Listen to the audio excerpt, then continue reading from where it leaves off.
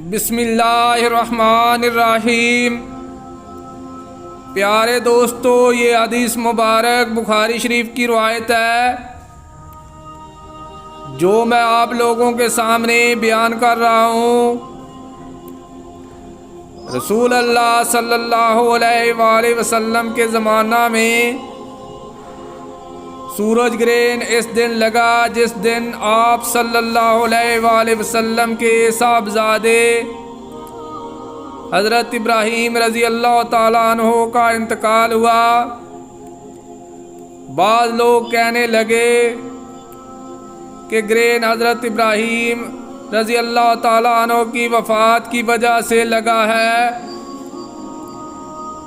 इसलिए रसूल अल्लाह सल्लल्लाहु अलैहि वसल्लम ने फरमाया कि ग्रहण किसी की मौत व हयात से नहीं लगता,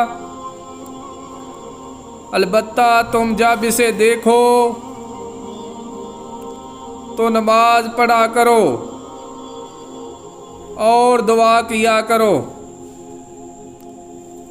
प्यारे दोस्तों, अगर आप हदीस मुबारक सुनना पसंद करते हैं तो इस तरह की मज़ीद हदीस के लिए चैनल को सब्सक्राइब कर लें। बराए मेहरबानी वीडियो को लाइक भी करें। इजाज़त दें, मिलते हैं एक नई हदीस के साथ। जज़ाकल्लाह, शुक्रिया, अल्लाह हाफ़िज़।